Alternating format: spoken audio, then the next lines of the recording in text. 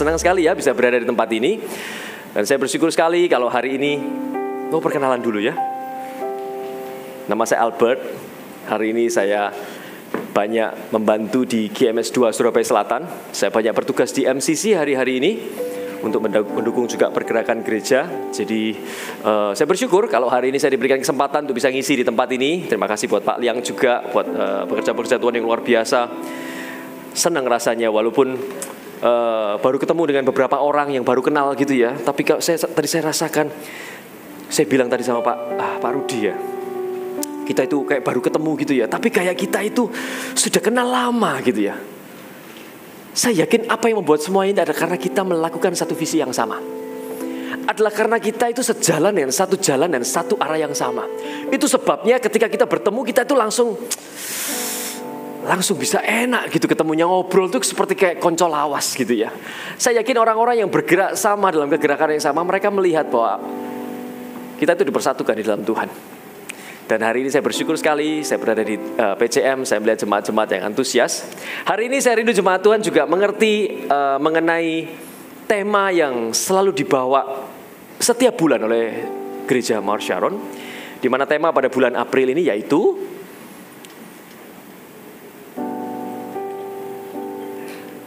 karunia iman yang memindahkan gunung. Puji Tuhan ya. Hari ini kita mau belajar mengenai satu hal yaitu iman. Tapi sebelumnya saya rindu jemaat Tuhan mengerti bahwa memang Roh Kudus sengaja bawa kita untuk berada dalam sebuah pembahasan iman di bulan ini. Permisi ya, saya minum dulu. Roh Kudus memang maunya membawa jemaat Gereja Mawar Sharon di bulan April ini dalam sebuah pembahasan iman. I don't know why, tapi saya yakin ketika gembala kita memberikan sebuah tema, Roh Kudus itu sudah berbicara sepanjang tahun. Apa yang dibutuhkan oleh jemaat Tuhan di bulan-bulan yang mereka hadapi hari-hari ini. Kita tahu bahwa di tahun ini adalah tahun menabur doa dan menuai sukacita. Saya yakin ketika nanti ada menuai sukacita, berarti di akhir tahun ini harusnya kita menuai sukacita. Itu sebabnya hari ini Tuhan tuh kasih satu muatan iman. Ini belum tengah tahun, tapi Tuhan sudah kasih muatan iman. Saya yakin bahwa Tuhan sedang mempersiapkan kita. Tuhan sedang mempersiapkan setiap individu. Saya yakin bahwa setiap kita itu tidak dalam sebuah kondisi yang sama. Tetapi saya tahu bahwa muatan iman ini adalah satu hal yang Tuhan bawa, yang menjadi porsi kebutuhan orang-orang dari GMS di bulan ini, yaitu mengenai iman. Hari ini sebelum saya membahas mengenai pembahasan iman, hari ini saya membahas mengenai model iman. Ya, nanti ada 5 hal yang akan saya sampaikan. Bersyukur loh kalau di ibadah yang kelima ini nanti dapat reviewnya semua ya. Di ibadah 5 ini dapat reviewnya semua. Jadi, tapi review itu tidak detail saudara ya. Review itu tidak detail. Detailnya itu di tiap ibadahnya pastinya. Tapi saya akan review supaya Anda kurang lebih. Karena di ibadah yang kelima ini agak berbeda. Ketika segala sesuatu yang kita itu sudah kerjakan mengenai model-model iman, ternyata ada satu hal yang saya angkat pada ibadah yang kelima, yaitu bagaimana membuat iman yang menarik perhatian. Namun sebelumnya kita itu mau mengerti dulu mengenai iman. Bagaimana iman itu bergerak dan bekerja dalam kehidupan seseorang. Iman itu tidak pernah berhenti di tengah jalan. Iman itu tidak pernah berhenti di tidak jadi. Iman itu tidak pernah berhenti di sebuah kegagalan. Iman itu kalau tidak terjadi adalah karena manusianya, bukan karena imannya. Dan hari ini kita mau pelajari sesuatu bahwa ketika kita itu bicara mengenai iman, kita itu bicara mengenai satu tools yang mutakhir yang Tuhan taruh dalam kehidupan kita. Ketika orang Kristen atau orang benar bicara mengenai iman, ini bicara mengenai satu hal yang tidak main-main. Karena ketika kita ngomong mengenai iman, supranaturali apa yang Anda ucapkan itu sudah terjadi di sana. Masalahnya adalah seringkali kita itu tidak sampai ke sananya untuk melihat iman itu tergenapi. Jadi ketika kita melihat ya, saya selalu berikan contoh mengenai 20, 30, 300. Ini ada satu iman korporat yang dinaikkan oleh gereja Tuhan di Gereja Mawar Sharon. Dicetuskan pada 2019 di Acts Conference, di Acts 29. Pastor Philip waktu itu bilang bahwa 2030 kita akan lihat 300 gereja. Ketika disampaikan 300 gereja, saya tahu bahwa secara iman 2030 300 gereja. Saya tahu bahwa 2030 di alam supranatural itu sudah terjadi 300 gereja. Tapi kan masalahnya kita tidak bisa lihat. Benar ya? Kita kan tidak bisa lihat. Kita adanya di waktu itu di tahun 2019, sekarang ini di tahun 2023. Tapi firman Tuhan katakan bahwa iman itu adalah dasar dari segala sesuatu yang kita harapkan.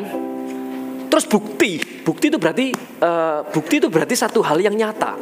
Bukti dari segala sesuatu yang tidak kita lihat. Bagaimana dikatakan bukti kalau tidak ada wujudnya?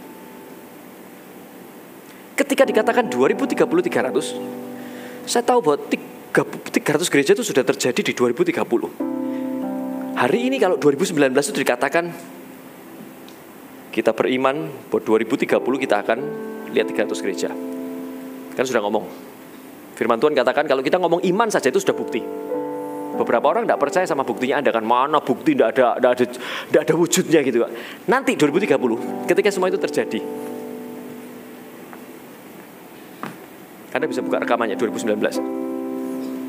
Anda lihat buktinya bahwa 2019 apa yang tidak kelihatan di mata kita sudah ngomong. Iman itu sekuat itu, saudara. Kalau Anda bilang one day apa yang saya kerjakan ini akan jadi seperti ini, supranatural apa yang Anda kerjakan itu akan jadi seperti itu. Masalahnya kita itu tidak sesetia itu untuk melihat iman itu terjadi. Seringkali kita itu dilumpuhkan atau dipatahkan dengan kekhawatiran, dengan kegagalan dalam hidup kita. Dan hari ini kita mau pelajari sama-sama bagaimana iman itu bergerak dalam kehidupan seseorang. Sebelumnya saya itu ingin memberikan sebuah penjelasan bahwa ketika kita itu ngomong mengenai iman, kita itu bisa beriman untuk apa saja kok. Iman itu sudah Tuhan kasih, kita bisa beriman untuk apa saja. Tapi pastikan bahwa apa saja itu sesuai dengan kehendak Tuhan. Apa saja itu harus sesuai dengan kehendak Tuhan. Model iman yang pertama yang saya sampaikan adalah iman yang bertindak. Iman yang bertindak, ada poin yang saya sampaikan bahwa untuk kita bertindak, kita itu harus tahu kehendak Tuhannya dulu. Kalau kita tidak tahu kehendak Tuhannya, maka tindakan kita itu tidak ada bobotnya. Ada orang yang merasa bersalah ketika dia itu punya iman dalam pekerjaannya. Saya kepingin pekerjaan saya ini berkembang Pak, tapi merasa kayak salah tidak ya kalau saya punya iman di pekerjaan saya, rasanya kok money oriented kayaknya kok. Pesan saya di ibadah yang pertama, Anda harus bisa masukkan kehendak Tuhan itu di apa yang Anda kerjakan. Entah Anda tuku listrik, entah Anda tuku bangunan, entah Anda bengkel mobil, bengkel motor. Kalau Anda bisa memasukkan kehendak Tuhan dalam apa yang Anda kerjakan, maka iman itu bisa bekerja di sana. Hari-hari ini, iman itu tidak bekerja tanpa kehendak Tuhan. Karena itu saya agak bingung dengan orang yang taruh tangannya dan mengatakan, di dalam nama Tuhan Yesus saya akan ganti mobil tahun depan. Ganti mobil untuk apa Pak? Supaya saya bisa menikmati mobil mewah. Serius iman itu digunakan untuk sesuatu yang sia-sia seperti itu? Tetapi saya tidak memungkiri kalau memang hal itu bisa Anda masukkan di kehendak Tuhan, silakan. Tapi masalahnya gimana cara masukkannya? Adakah iman itu dipakai untuk kemewahan Anda? Adakah iman itu dipakai untuk sesuatu yang sia-sia atau sesuatu yang fana? Iman itu dipakai untuk sesuatu yang ilahi, yang mengguncangkan sesuatu. Harus ada alasannya. Itu sebabnya Anda bekerja apapun nanti pulang, Anda itu mulai cari tahu sebetulnya Tuhan itu maunya apa dalam pekerjaan Anda, termasuk dalam studi Anda. Termasuk dalam apa yang Anda kerjakan di sekolah Anda cari tahu. Tuhan itu maunya apa dari jurusan saya ini. Tuhan itu maunya apa ketika saya masuk di major tertentu. Tuhan maunya apa di studi saya. Cari kehendak Allah. Kalau Anda cari kehendak Allah, saya sarankan Anda baca Alkitab. Kalau Anda tidak pernah baca Alkitab, saya tadi katakan bahwa Alkitab itu manual booknya manusia. Kalau Anda beli kipas angin, Anda tanya manual booknya. Supaya apa? Anda tahu kalau kipas angin itu ada timernya. Anda tahu kalau kipas angin itu bisa berhenti sendiri. Anda tahu kalau kipas angin itu bisa intermittent, jalannya berhenti-berhenti gitu. Anda tahu supaya kipas angin itu bisa semburkan moisture. Supaya feature-nya itu keluar semua. Supaya fungsinya itu keluar semua. Ketika Anda tidak baca manual booknya, Anda cuma tahu kipas angin itu 1, 2, 3, 4 off. Ketika Anda tahu apa yang bisa dikerjakan oleh kipas angin ini adalah ketika Anda membaca manual booknya. Hidup manusia ini multi feature.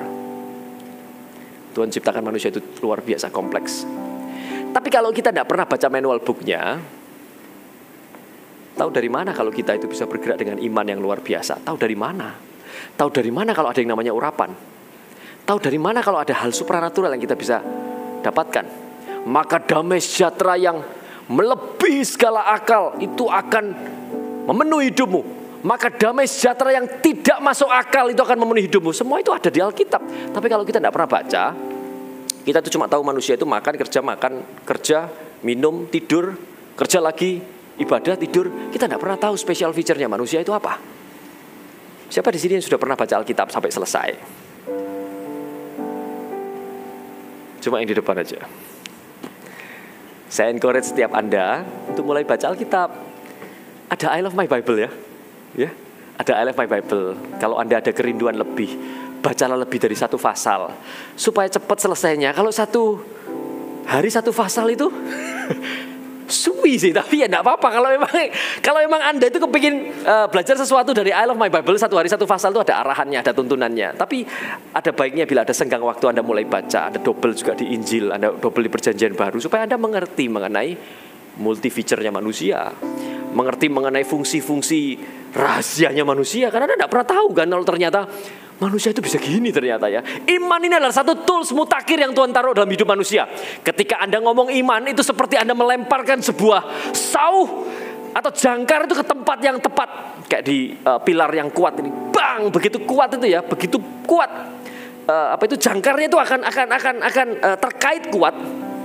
Itu akan terkait kuat, dan ketika kita pegang itu tidak akan roboh. Iman tuh kayak gitu.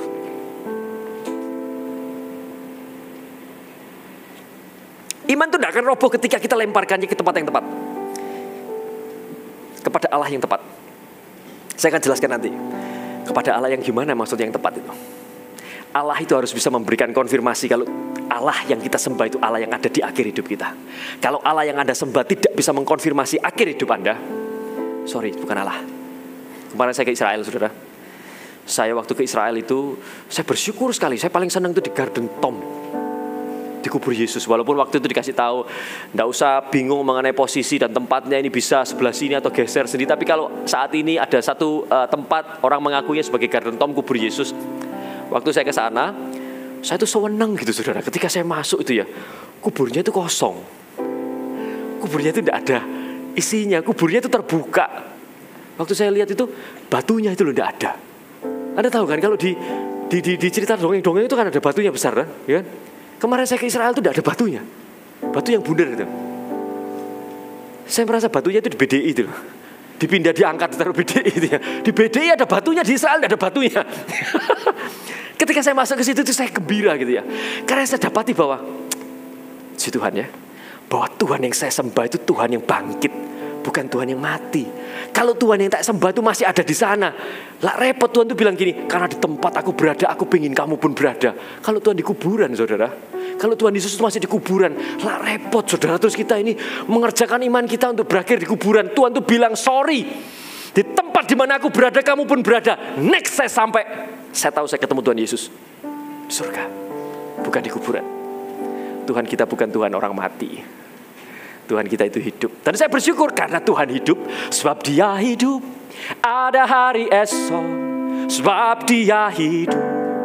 Wah, aku tak gentar, karena aku tahu Dia pegang hari besok. Hidup jadi berarti sebab Dia hidup. Karena Dia hidup, iman saya tidak ada yang mati.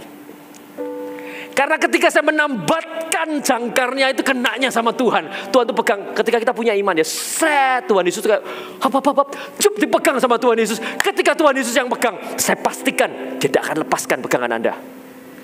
Masalahnya itu gini, ketika kita lemparkan, Tuhan Yesus sudah pegang. Seringkali kita yang dari sini itu loh, kena kekhawatiran, kena badai hidup, kita yang melepaskannya. Tuhan Yesus, loh kok dilepas? Tuhan itu sudah siap menarik Anda di tempat di mana Anda melemparkan iman Anda, yang adalah kehendak Tuhan itu. Tetapi seringkali kita itu melepaskannya dan jadi orang yang menyerah. Seringkali iman tuh masalahnya tidak pernah di Tuhannya, tidak pernah di imannya, masalahnya itu selalu di kitanya. Masalahnya itu selalu di manusianya. Buka 2 Timotius 2 ayat yang ke-11. Ini menjelaskan sekali mengenai bagaimana kesetiaan Tuhan atas manusia. Benarlah perkataan ini, jika kita mati dengan Dia, kita pun akan hidup dengan Dia. Next.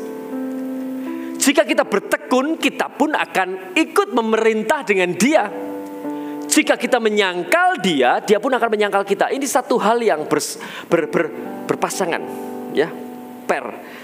Jadi kalau kita tekun, kita akan memerintah. Masuk akal. Kalau kita menyangkal dia, dia menyangkal kita. Masuk akal. Kalau kita menyangkal, dia menyangkal kita.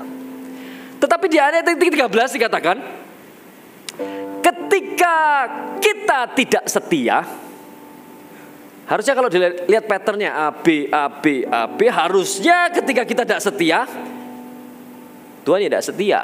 Kalau ketika setia, Tuhan setia. Tapi dikatakan jika kita tidak setia, dikatakan dia tetap setia. Ada satu ayat firman Tuhan yang memberikan kekuatan, karena dia tidak dapat menyangkal dirinya. Maksudnya itu gini, orang setia, dikatakan setia itu kalau sudah berada di akhir kehidupannya. Kenapa Tuhan tidak bisa menyangkal dirinya? Karena Tuhan itu sudah ada di akhir kehidupan kita. Di akhir kehidupan saya maupun di akhir kehidupan Anda. Kalau Tuhan bilang aku tidak bisa menyangkali, karena Tuhan bilang gini, sorry, surga kadung tak buka.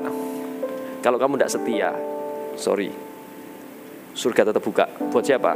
Buat yang lainnya. Buat orang-orang yang setia. Kalau terus kita tidak setia, terus surga tutup. Itu barusan jika kita tidak setia, maka Tuhan tidak setia. Tapi Tuhan tuh kadung buka surganya. Karena aku sudah kadung janji, Tuhan bilang, aku sudah kelewat janji sama Anda sekalian, bahwa keselamatan itu ada bagi orang yang mengaku Yesus sebagai Tuhan. Dari lidah, dari bibirnya, mengaku Yesus adalah Tuhan. Saat itu orang diselamatkan. Saat Tuhan memberikan satu hal ini yang merupakan janji, Tuhan sudah genapi. Itu sebabnya, ini kabar baik loh, Tuhan itu tidak sedang menjelaskan statusnya di ayat firman Tuhan ini, tapi bocor, saudara. Bocornya gimana? Bocor loh Tuhan, ini ketahuan kalau Tuhan sudah ada di surga. Tuhan itu ada di akhir hidup kita berarti, ya toh? Bocor, Tuhan kasih informasi mengenai kesetiaan, tapi ternyata bocor. Tuhan itu ada di akhir hidup kita. Itu sebabnya kalau hari ini kita lemparkan, saya tahu bahwa Tuhan itu tidak akan mangkir dari hidup kita. Tadi saya kasih ilustrasi mengenai hal ini. Itu kayak kalau misalnya kita mau ke Disneyland gitu ya. Bentar lagi liburan ya, tapi di Surabaya tidak ada Disneyland. Kemana ya amusement park di sini? Tidak ada ya. Katakanlah kita mau ke Disneyland. Tiba-tiba ketika tanggal 16 ini kita mau ke Disneyland, tidak jadi. Kita telepon Disneyland. Len, sorry ya, istri saya, anak saya 2 tidak jadi ke Disneyland. Karena kita harus menghadiri pesta ulang tahun saudara anak saya. Jadi hari ini saya tidak jadi ke Disneyland. Kira-kira Disneylandnya tutup tidak? Come on, tutup tidak kira-kira? Tidak tutup kan? Kenapa kau tidak tutup? Karena Disneyland harus buka buat orang-orang yang mau datang lainnya. Nah Tuhan tuh kayak gini. Ketika Tuhan bilang, ketika kamu tidak setia, sorry brother, surga akan tetap ada. Aku akan tetap setia. Aku akan tetap nunggu. Ketika kita itu diselamatkan, itu seperti kita itu ditulis nama kita itu dalam kitab kehidupan. Saya selalu jelaskan supaya mudah mengerti. Nama Albert, ada Timmy, Michelle, ya. Ada orang-orang lainnya, ya. Ada Pak Rudi, ada Bu Mel, semua ditulis di situ. Itu kayak kita mau naik pesawat ditulis di manifest penumpangnya. Sudah siap berangkat kok, keselamatan sudah disediakan. Yang jadi masalah, Anda sampai airport enggak? Yang jadi masalah, Anda sampai airport enggak? Di tengah-tengah jalan, Anda terlalu lama di kafe, Anda terlalu lama kena struggling, akhirnya Anda menyerah. Ketika waktunya tiba, Anda tidak datang di airport. Loh, namanya kan sudah di sana. Ini loh kenyataannya. Surga itu selalu ada dan tidak akan pernah tutup. Iblis tidak akan bisa menutup surga. Iblis itu cuma bisa godain Anda supaya Anda gagal sampai ke airportnya. Iblis itu hanya bisa nyebul dengan masalah-masalah supaya apa? Masalah yang sebetulnya tidak pernah eksis. Masalah kekhawatiran tadi saya sampaikan, kekhawatiran itu 90% tidak pernah terjadi dalam hidup kita.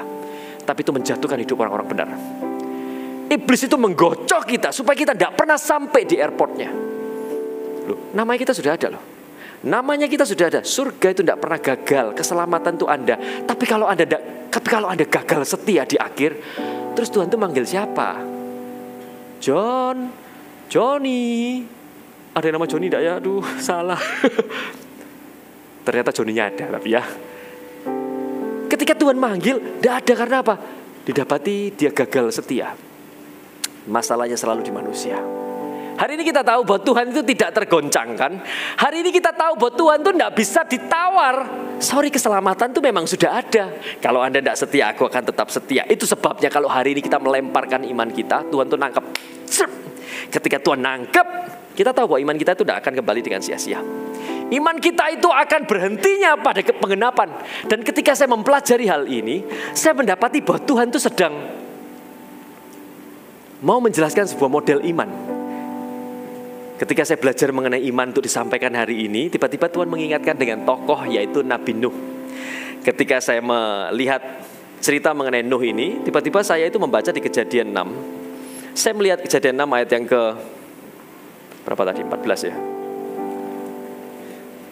Kejadian 6 ayat ke-14. Saya ceritakan aja ya. Tuhan tuh bilang sama Nuh, kamu buatlah sebuah bahtera dengan sebuah desain 300 hasta panjangnya, tingginya 30 hasta, lebarnya 50 hasta. Buat kayak gini ya Nuh. Kamu nanti akan masuk ke sana dan aku akan menghukum seluruh dunia karena mereka mengecewakan, mereka itu bikin dosa tok aja. Tuhan bilang, Nuh, kamu bangun bahteranya.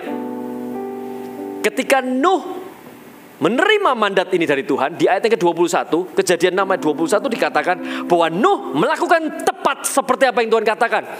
Model iman yang pertama yang saya sampaikan di ibadah hari ini, di ibadah pertama pukul 7 adalah iman yang bertindak. Model iman yang pertama adalah iman yang bertindak. Karena ketika kita katakan kita punya iman tapi tidak ada tindakan, maka di Yakobus 2 dikatakan pada hakikatnya iman tanpa perbuatan adalah mati. Kita tuh tidak bisa bilang saya beriman kepada Tuhan, tetapi kita tidak melakukan apa-apa. Sedangkan kita ngomong kita mencintai seseorang saja kalau tidak ada perbuatannya, nonsen. Anda bilang mencintai tapi tidak pernah tidak ada perbuatannya. Manusia saja butuh bukti. Manusia saja butuh perbuatan untuk mengkonfirmasi cintanya. Demikian iman. Anda tidak bisa bilang saya beriman nanti. Saya bilang, saya beriman 20, 30, 300. Saya juga akan lihat, saya juga akan bangun gereja. Saya juga akan lihat nanti gereja tergenapi. Tapi saya diam aja. Saya tidak CG juga. Saya juga tidak membiarkan saya tergabung di komunitas yang membangun iman saya, yang menjaga kesetiaan saya. Saya membiarkan diri saya gelandang gitu saja. Istilahnya kita ke gereja juga tidak digembalakan, kaki limaan gitu ya, keliling-keliling. Iman itu harus disertai dengan perbuatan. Di Yakobus dikatakan, tunjukkan imanmu yang tanpa perbuatan. Aku akan tunjukkan perbuatan-perbuatanku dari hasil imanku. Itu loh buktinya muncul. Hari ini ada berbagai macam bukti dari iman yang pernah dikatakan dan terjadi. Itu sebabnya jangan katakan tahun-tahun lalu ketika orang bilang beriman, tidak ada buktinya. Ketika itu sudah terjadi, dibuka rekamannya. Saya sudah bilang saya beriman. Saat sudah terjadi, orang yang lihat akan bilang gini, wah iya ya, ternyata imannya itu membuktikan sebuah hasil. Karena itu jangan main-main. Iman itu sebuah senjata mutakhir untuk melakukan kehendak Allah. Jangan sedikit-sedikit guyonan sama iman. Iman ini satu hal yang wow, dahsyat sekali. Di ibadah yang pertama saya dapati bahwa iman itu harus bertindak. Di ibadah yang kedua saya dapati bahwa ketika Nuh itu dibikinkan sebuah bahtera 300 hasta, 50 hasta itu kayak boxnya speaker ini loh. Kan enggak enak kalau jalan bahtera modelnya kayak gini. Kemudian saya bertanya-tanya, ini bahtera ini ada yang salah desainnya. Bahteranya ini tidak ada kemudinya. Bagaimana kita mau naik sesuatu yang bergerak tapi tidak ada kemudinya? Sama Roh Kudus itu memberikan sebuah jawaban lembut dengan mengatakan bahwa iman itu memang tidak ada kemudinya. Hari ini kalau Anda beriman sesuatu, kemudinya itu Anda percayakan kepada Tuhan. Anda tidak pegang kemudinya. Karena apa? Manusia itu kalau beriman dan pegang kemudinya, mendaratnya kemana-mana. Tuhan itu kalau orang taruh beriman, Tuhan tahu mendaratnya di sana. Selesai di sana mendaratnya. Tapi ketika kita pegang kemudinya, ketika kita lihat situasi gini, oh kurang enak situasi. Aku tak belok kiri sedikit aja. Aku tak belok kanan sedikit aja. Iman itu ketika diberikan kemudi, justru akan menyusahkan Anda ketika Anda bergerak. Anda itu harus mulai belajar percayakan apa yang Anda taruh dalam iman Anda untuk Tuhan yang kemudikan. Ada satu ayat firman Tuhan di Bilangan, ketika Yosua itu hendak membagi suku Israel yang 12 itu di tanah Kanaan. Firman Tuhan bilang gini, Tuhan bilang sama Yosua gini, bagikan tanahnya, suku yang besar akan mendapatkan yang besar, suku yang kecil akan mendapatkan yang kecil. Undikanlah itu. Loh, kok diundi? Bukankah undian itu sesuatu yang acak? Bagaimana kita bisa mengatur sesuatu dengan mengundi? Di hadapan Tuhan kita tidak pernah random. Di hadapan Tuhan kita tidak pernah acak. Secara manusia kita mau ngatur sesuatu dengan undian itu gimana caranya? Tadi saya kasih ilustrasi. Kalau pemain musik ini ya, main keyboard, main gitar, main bass, main drum ini ya, personelnya sudah ada, terus saya acak tugasnya pakai undian, ya. Terus nanti si Pito ini main drum, terus nanti yang bass itu nanti main keyboard. Undian itu kan tidak pasti. Bagaimana kita bisa mengatur sesuatu dengan sebuah undian? Tapi firman Tuhan katakan bahwa aku mengatur bangsa yang besar mendapatkan besar, bangsa yang kecil mendapatkan yang kecil. Pernahkah hidup kita ini random? Pernahkah kita ini acak di hadapan Tuhan? Ada orang mengatakan, aduh aku ini kayak hidupku tidak terarah. Aku merasa bahwa masa depanku ini kayak aku berdiri tanpa tujuan. Aku merasa kayak aku sekolah ini salah jurusan. Somehow aku merasa kayak seakan-akan aku ini mau jurusan yang ini, tapi ternyata aku gagal di sana, aku tidak diterima. Sekarang aku berdiri di jurusan yang satu.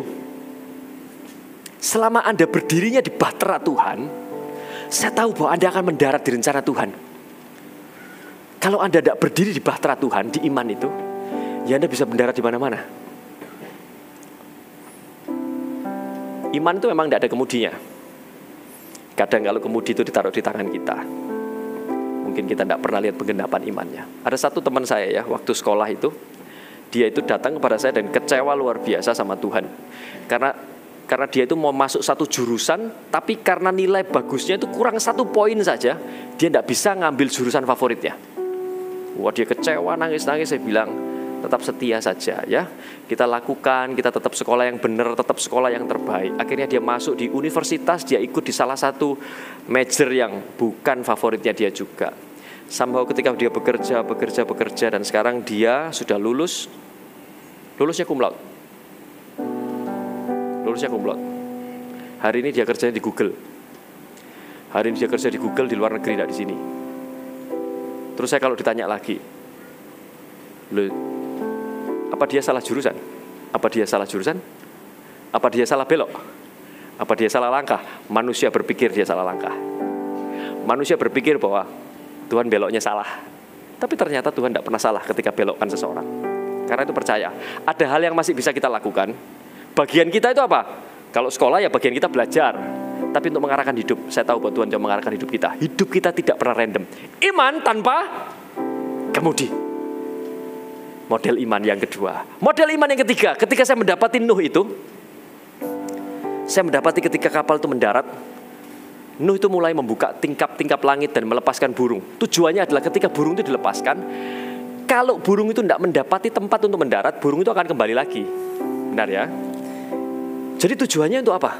Tujuannya untuk melihat ada air apa enggak, bisa turun apa enggak, becek, jemek apa enggak. Terus kemudian saya yang usil itu bertanya dalam hati, ya kalau gitu itu enggak perlu tingkap-tingkap Tuhan, enggak perlu pakai burung, pakai yang namanya jendela. Ya kenapa harus pakai burung segala, kasih jendela bolongan di situ orang bisa tahu. Oh kondisinya gini. Tuhan tiba-tiba ngomong dengan keras, iman itu enggak ada jendelanya. Karena ketika jendela itu ditaruh kanan kiri, iman itu biasanya itu berhenti di tengah jalan. Karena apa? Jendela itu bicara mengenai kekhawatiran, saudara. Loh, ketika kita pegang iman, ternyata ada situasi kayak gini, situasi kayak gitu. Tuhan tuh bilang tutup semua. Ketika ditutup, Tuhan tuh cuma mau, ketika kita khawatir, buka tingkap-tingkap langit. Kenapa kok tingkap-tingkap langit? Karena Tuhan mau ketika kita buka tingkap-tingkap langit, arahnya itu ke Tuhan. Tuhan tuh mau ketika kita khawatir, tuh arahnya ke doa. Di poin yang ke ibadah ketiga saya sampaikan bahwa manusia itu bukan Superman, tidak bisa khawatir. Bahkan di Mazmur 54 saya katakan tadi, ada satu ayat firman Tuhan, ayat yang keempat, ketika aku takut, aku ini percaya kepadamu. Ternyata yang bilang gitu siapa, saudara? Daud yang bilang, loh Daud bisa takut. Daud itu kan pahlawan perang. Bagaimana Daud bisa takut? Bukankah Daud itu seseorang yang harusnya tidak bisa takut? Wong dia Goliat aja kalah.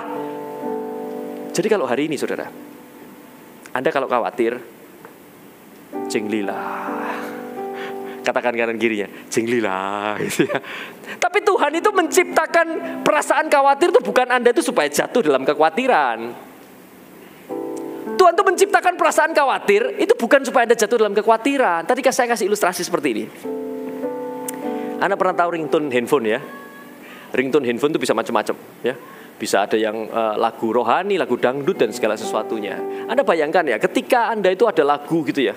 Ketika ringtone handphone Anda bunyi, apa yang Anda lakukan? Anda angkat apa Anda joget dangdut? Diangkatlah. Oh enggak Pak, ringtone saya, ku tak akan menyerah pada apapun juga, sebelum ku coba semua yang ku bisa. Anda bayangkan kalau ringtone-nya bunyinya itu, terus setelah itu ketika ringtone-nya bunyi Anda mulai penyembahan gini. Terus kapan handphonenya itu diangkat saudara? Kalau ringtone-nya itu bunyi ya diangkat, bukan terus kita nyanyi. Terus nikmati lagu dangdutnya gitu, terus nikmati lagu beatnya, tapi handphonenya tidak pernah diangkat. Ketika Tuhan ciptakan emosi khawatir, itu kayak gini loh. Ketika Tuhan ciptakan emosi khawatir, itu berarti sebuah alert atau sebuah alarm untuk membuat Anda itu naik ke atas, buka tingkap-tingkap. Bukan terus ketika khawatir, kita menikmati kekhawatirannya dengan mendengarkan lagu-lagu dunia yang tidak ada imannya. Semakin jatuh dalam kekhawatiran, semakin dalam, tidur lebih dalam. Semakin hilang dan akhirnya stres hilang saudara. Ketika Tuhan kasih emosi takut, itu supaya ketika kita takut, kita itu melakukan sebuah langkah. Takut Pak, saya tidak bisa renang Pak. Kalau takut bawa pelampung, supaya apa? Supaya nanti di air kita tidak tenggelam. Takut akhirnya tidak renang, tidak pernah menyentuh air dalam hidupnya. Anda sadar tidak bahwa selama pandemik ada orang-orang yang khawatir dan mendekam di rumah, memutuskan untuk tidak melakukan apa-apa, di shutdown semua pekerjaannya. Sementara mereka shutdown, ada orang-orang yang maju bawa masker tumpuk 4 ditempelin di hidungnya, tidak bisa nafas, tapi terus bekerja, berpikir. Tiba-tiba di lapangan mereka melihat sebuah peluang-peluang pekerjaan. Tiba-tiba setelah setahun, 2 tahun, 3 tahun, 2023 orang yang pakai masker 4 itu sekarang punya perusahaan masker. Sementara mereka yang di rumah, mereka kehilangan pekerjaannya. Kalau Anda khawatir, Tuhan mau Anda siap-siap. Kalau Anda khawatir itu bukan berarti Anda tenggelam dalam kekhawatiran. Kalau Tuhan itu ciptakan perasaan khawatir, takut, bukan supaya Anda ketakutan, tapi supaya Anda lakukan sesuatu dalam hidup Anda. Tuhan itu ciptakan emosi-emosi seperti ini kayak ringtone. Anda bayangkan, Tuhan bingungnya kayak apa? Dikasih perasaan khawatir malah jatuh dalam kekhawatiran. Terus berakhir dengan bunuh diri. Ketika bunuh diri ketemu Tuhan, Tuhan bilang, "Loh kok sampai sini? Belum saatnya." Balik lagi. Baliknya tidak di bumi, tidak di surga. Di mana terus? Di neraka. Anda paham ya? Iman itu tidak ada jendelanya, karena kalau ada jendelanya ruwet pasti. Tapi kalau hari-hari ini muncul kekhawatiran, Anda harus bilang, kekhawatiran ini kekuatanku untuk mencari Tuhan. Itu sebuah signal handphone untuk kita carinya Tuhan. Bukan Anda marah joget. Ya. Kemudian yang berikutnya adalah ketika saya melihat dari model iman, ini model iman yang keempat di ibadah yang 1300, ibadah keempat. Ketika saya melihat bahwa ternyata di ayat Kejadian itu dikatakan bahwa, saudara, ini saya tidak buka ayatnya ya, tapi percayalah semua ada di Alkitab ya. Ya, semua ada di Kejadian 678, nanti Anda baca ya. Saya tidak dongeng ya. Jadi saya pastikan ada, untuk menyingkat waktu aja. Karena dari tadi saya kayaknya waktunya kurang dari tadi. Anggaplah semuanya ada di sana ya. Kalau tidak ada nanti ada telepon saya. Ketika hari ini kita lihat ada gajah di Taman Safari, berarti pintunya itu besar. Kalau hari ini kita lihat kuda Nil, berarti pintunya kuat, tebel. Kuda Nil itu tontonan, saudara. Berarti pintunya tidak triplek. Kalau triplek brodol, jebol bahteranya. Berarti kayunya jati mungkin ya. Tidak tahu kayu apa itu, kayu aras mungkin ya. Kemudian kalau kita lihat jerapah, berarti pintunya besar. Kan jerapah itu tidak bisa dingkluk terlalu rendah. Kalau hari ini di Taman Safari kita lihatnya itu berbagai macam binatang, berarti pintunya besar. Karena apa? Tidak cukup kalau pintunya kecil. Itu sebabnya dikatakan, maka Tuhan menutup pintu itu. Sebab itu saya katakan, memang ada pintunya. Firman Tuhan katakan di lambung itu buat pintu. Tetapi yang saya lihat adalah, kalaupun ada pintu, Musa itu tidak bisa keluar masuk pintu kayak kita itu keluar masuk pintu ini. Ada pintunya, tapi tidak untuk keluar masuk. Di ibadah yang keempat saya sampaikan bahwa ketika seseorang masuk dalam sebuah iman, itu seperti orang masuk di pintu. Ketika dia masuk, iman itu satu arah. Iman itu hanya akan berakhir di penggenapan. Iman itu tidak untuk orang-orang yang mau coba-coba.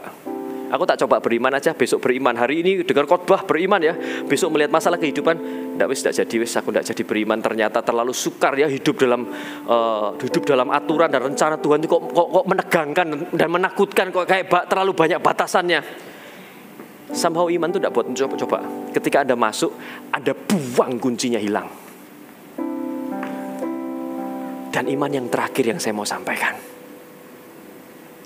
mungkin saya tidak cukup juga untuk sampaikan poin-poinnya, karena sudah ada angka 11 di layar monitornya. Di layar monitor itu angka 1 sama 1. Berarti sudah mau habis waktunya. Ya apa ini, dilanjutkan di AUG aja ya. Cepat-cepat aja. Markus 2. Ada satu hal yang saya dapati, ada iman yang menarik, adalah ketika ada orang lumpuh. Markus 11 itu perikopnya bercerita mengenai ketika Yesus di Kapernaum. Yesus tidak sedang KKR, tempat tiba-tiba rumah itu penuh dengan orang. Penuh sekali dengan orang. Dan tiba-tiba ada orang yang bersepakat untuk membawa temannya yang lumpuh. Berapa orangnya? 4 orang. Kemudian ketika mereka sampai ke sana, ini saya juga tidak dongeng ya, dari Markus 2 Anda baca nanti ya. Kalau tidak ada Anda tanya orang, nanti telepon saya, suruh telepon saya berapa ya. Ketika orang itu berusaha untuk bawa orang lumpuh ini datang, ternyata tempatnya sudah penuh. Ternyata sudah tidak ada lagi tempat di sana. Ayat yang keempat, tetapi mereka tidak dapat membawanya kepadanya karena orang banyak itu. Lalu mereka membuka atap yang di atasnya. Sesudah terbuka, mereka menurunkan tilam tempat orang lumpuh itu terbaring. Hari itu, di rumah itu ada orang yang berkumpul untuk cari tahu Yesus itu apa sih? Yesus itu orang apa? Kita mau pelajari di sini ya, mengenai iman yang menarik perhatian ini. Yang pertama itu orang yang sakit, ya memang butuh kesembuhan. Yang kedua itu orang yang cuman mau tahu Yesus itu kayak apa. Yang ketiga adalah kelompok 4 orang ini, yang bergerak membawa 4 orang ini. Ingat ya, kelompok orang yang pertama adalah orang yang memang membutuhkan kesembuhan. Membutuhkan kesembuhan Tuhan, memang orang-orang sakit yang ada di sana. Kelompok yang berikutnya adalah kelompok orang-orang yang cuman pengen tahu Yesus itu kayak apa. Yesus itu orang mana? Ada khotbah apa yang bisa memberkati hidupnya? Kelompok orang yang berikutnya adalah orang yang membawa 4 orang ini untuk naik ke atas. Ada 3 kelompok. Saya bacakan ayat kelima. Ketika Yesus melihat iman mereka, berkatalah ia kepada orang lumpuh itu, "Hai anakku, dosamu sudah diampuni." Saudara paham enggak? Bahwa ketika Yesus itu di tengah-tengah orang banyak, kayak gini ya, Yesus lagi ngajar gitu ya. Dikatakan ketika Yesus melihat iman mereka, dibuka aja di Markus 2 ayat yang kelima, dibuka di situ. Markus 2 ayat kelima. Ketika Yesus melihat iman mereka, berkatalah ia kepada orang lumpuh itu, "Hai anakku, dosaku sudah diampuni." Saudara, yang lumpuh itu siapa? Ya orang yang digotong itu. Apa yang menghentikan Yesus? Come on. Apa yang menghentikan Yesus? Apa yang menghentikan Yesus berkhotbah? Imannya orang lumpuh? Dikatakan iman mereka. Iman mereka itu berarti kan imannya siapa terus? Imannya 4 orang. Apa yang membuat Yesus berhenti dalam apa yang Yesus lakukan? Yesus itu lagi berkhotbah. Dia lagi menjelaskan mengenai keselamatan. Yesus itu menjelaskan mengenai khotbah bahagia mungkin. Yesus menjelaskan mengenai perumpamaan. Tiba-tiba Yesus itu bukan berhenti karena atapnya dibolongi. Mungkin Yesus tidak bingung, bukan rumahnya Tuhan Yesus waktu itu. Dibolongi orang turun. Apa yang membuat Yesus berhenti? Orang lumpuh kah? No. Tetapi ketika Yesus melihat iman mereka, berkatalah ia kepada orang lumpuh itu, Saudara tahu enggak, ketika saya menjelaskan mengenai model iman itu adalah satu model yang Tuhan berikan dalam kehidupan Anda. Kalau Anda bergerak dalam kegerakan Tuhan, ada karunia iman itu modelnya kayak gitu. Begitu kompleks dan begitu kerennya, begitu dahsyatnya iman. Saya katakan bahwa iman itu kayak senjata mutakhir. Itu adalah satu hal yang Anda bisa terima untuk hidup Anda. Tetapi hari itu iman itu tidak digunakan untuk dirinya, tapi digunakan untuk orang lain. Iman yang menarik perhatian Tuhan adalah ketika kita meminjamkan iman kita untuk keselamatan orang lain, bukan untuk diri saya. But it's okay if you want to pray for you, for your life. Tidak apa-apa kalau Anda mau berdoa, Anda mau beriman untuk pekerjaan Anda. It's okay, itu sesuatu yang Tuhan kasih. Use it, pakai. Tapi ada satu iman yang menarik perhatian Tuhan, adalah ketika kita pakai sesuatu yang seharusnya pantasnya buat aku. Dengkulnya, berdoanya itu dengkul saya, tetapi fungsinya saya kepingin orang lain yang nikmati. Saat itu Yesus yang lagi berkhotbah tiba-tiba dia berhenti. Dia lihat ada apa di sana. Ternyata ada iman yang dipakai bukan untuk dirinya, tapi untuk orang lain. Iman yang menarik perhatian Yesus adalah iman yang mulai bergerak, tidak self-center, tetapi mulai melihat siapa yang membutuhkan keselamatan, siapa yang membutuhkan disembuhkan. Ada satu cerita yang menurut saya cukup menjelaskan hal ini. Suatu saat kalau saya itu pergi sama anak saya itu kasih duit ke anak saya. Anak saya duduk depan. Lalu, mau naik sini. Ketika saya pergi, saya itu bilang gini, anak saya yang gede itu, tak kasih duit ya, kamu belanja, kamu sukanya apa. Kalau saya sudah kasih duit, dia mau belanja apa, terserah dia mau belanja apa kan saudara. Wong saya dadinya ya kan, tak kasih duit, belanja, silakan belanja. Dia belanja. Setelah belanja, terus kembali, saya itu mendapati bahwa yang dibelanjakan itu adalah hal-hal snack banyak sekali, snack, coklat dan segala sesuatunya itu kesukaan anak-anak mungkin ya. Somehow saya mulai bertanya, loh kenapa kok Pak beli snack segini banyak? Ini kan tidak bagus untuk tenggorokan, tidak bagus untuk kesehatan juga. Kemudian dijawab gini, oh iya Dad, ini Kaylee beli, namanya Kaylee ya, untuk temannya Kaylee di sekolah. Kadang temannya Kaylee itu tidak bawa makanan. Nanti ketika di sekolah mereka tidak bawa makanan, Kaylee share ke mereka. Kaylee mulai kasih ke mereka supaya mereka bisa makan juga, supaya mereka bisa makan snack duduk bareng, supaya kita bisa makan bareng Dad. Kira-kira kalau saya ini dedinya, sudah saya kasih duit yang memang pantasnya buat dia, ini buat kamu, tapi dia pakai buat orang lain. Kira-kira apa yang saya lakukan? Tak ganti tidak duitnya? Tak ganti duitnya. Belikan buat mereka, tak kasih duitnya lagi. Sesuatu yang memang pantasnya itu untuk kita, tapi kita gunakan orang lain. Ketika Anda bersyafaat berdoa, dengkul ini ya, dengkul ini kalau berdoa, nah ini ya, ini kan sakitnya kan dengkulnya kita toh. Ya toh. Tetapi ketika dengkul ini berdoa, Tuhan aku berdoa untuk keluargaku, it's okay, that's fine.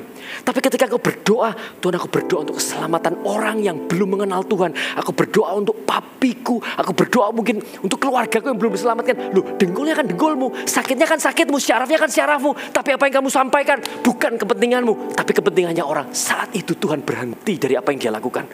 Tiba-tiba berhenti, Tuhan bilang gini, lagi ngapain anakku? Tiba-tiba orang itu menarik perhatian Tuhan. Iman yang menarik perhatian Tuhan adalah iman yang dipinjamkan untuk keselamatan seseorang. Sesuatu yang memang pantasnya buat kita. Saudara tahu enggak? Hal ini sering terjadi di mana? Hal ini sering sekali terjadi di CG. Ketika kita datang ber-CG, kita tidak fokusnya sama diri kita, fokusnya sama orang-orang yang belum kenal Tuhan. Kalau dulu belum jadi sponsor itu bukan jabatan ya kan. Ketika mulai naik ke sponsor, tidak self-center, tidak mikiri. Kalau dulu belum jadi sponsor, mikiri pakai baju apa ya, mikiri nanti ke sana jam berapa ya, pakai apa. Tapi ketika mulai jadi sponsor tuh mulai mikir, ke CG bawa siapa ya? Siapa yang belum diselamatkan? Siapa yang butuh firman Tuhan? Siapa yang hari ini sedang galau? Siapa yang hari ini sedang sakit? Siapa yang hari ini butuh kesembuhan? Hari ini Tuhan, hari ini kita itu tidak usah bingung. Ada orang sakit, doakan. Kita itu tidak pernah jadi obatnya. Kita itu cuman perlu jadi kernetnya. Obatnya itu ya tetap Tuhan Yesus. Sembuh tidak sembuh itu urusannya Tuhan Yesus. Tapi kita itu tidak boleh jadi orang yang tidak peduli ketika ada orang yang butuhkan. Hari ini, iman yang menarik perhatian Tuhan adalah iman yang memang benar-benar milik Anda, tapi Anda gunakan untuk orang lain. Saya undang untuk pemain musik bisa maju ke depan.